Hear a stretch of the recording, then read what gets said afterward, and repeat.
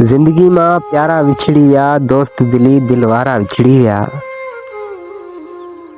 कलम खणी थो ॻोठ दिलियावर अहमद किताबी खां। नई टही जो भलोड़ शायर इमदाद अली किताबी ऐं प्रोग्राम में शामिल नियाज़ अहमद किताबी, नढड़ो अब्दुल शकूर किताबी। इमदाद अली किताबी पंहिंजे वालिद खे यादि करे लिखे थो, रूपचंद भाउ ज़िंदगी मां कॾहिं कॾहिं अहिड़ा महबूब माण्हू बि विछड़ी वेंदा आहिनि, जिन्हनि जे विछड़नि खां पोइ ईअं महसूसु थींदो आहे ॼण त दुनिया वीरान थी वई हुजे, शहर ॻोठ वीरान थी विया हुजनि। उन्हनि प्यारनि अज़ीज़नि खे जिन्हनि सां रूह जा रिश्ता हुया, दिलनि जा रिश्ता हुया, उन्हनि सां जॾहिं कचारी थींदी हुई त रूह जा थक लही पवंदा हुआ।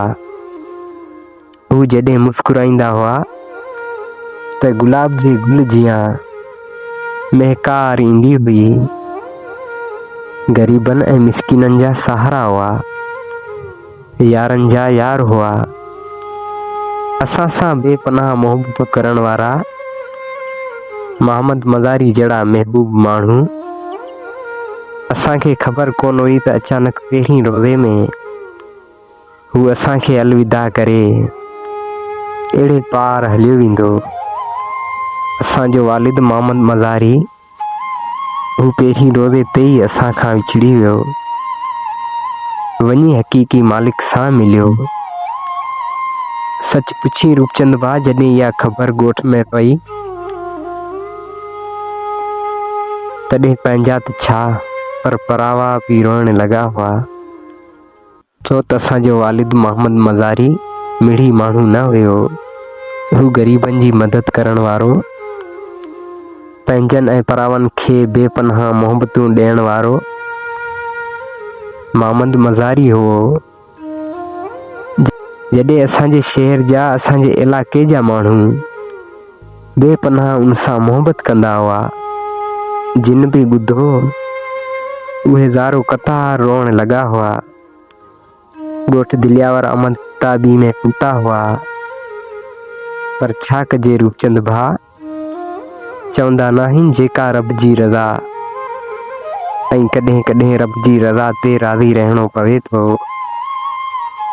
पर उहे प्यारा जेके विछड़ी वेंदा आहिनि, उन्हनि प्यारनि जो गाओ ऐं ॾुख अंदर खे खाई वेंदा आहिनि।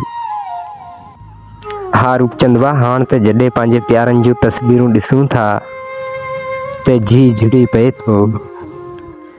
अॼु उहे प्यारा त ज़िंदगी मां विछड़ी विया, पर हर ॾींहुं हर राति उन्हनि जी यादि नेणनि खां निंड खसियो वञे। हा रूपचंद, असांजो प्यारो मोहम्मद मज़ारी, पोइ तूं ई ॿुधा रूपचंद त असांजे अंगण ते कहिड़ियूं ख़ुशियूं हूंदियूं। अॼु उहे प्यारा असांजे विच में नाहिनि रहिया, पर अॼु उन्हनि प्यारनि खे असां सभई यादि करियूं था। ऐं ही इमदाद अली किताबी जिन्हनि खे हिकिड़ो पल बि नाहे विसारियो ऐं नाहे विसारे सघंदसि। हुननि जूं यादूं, हुननि जूं ॻाल्हियूं जेसिताईं साह जो सॻो सलामत रहंदो तेसिताईं कोन विसरंदा रूपचंद। हा, कोन विसरंदा।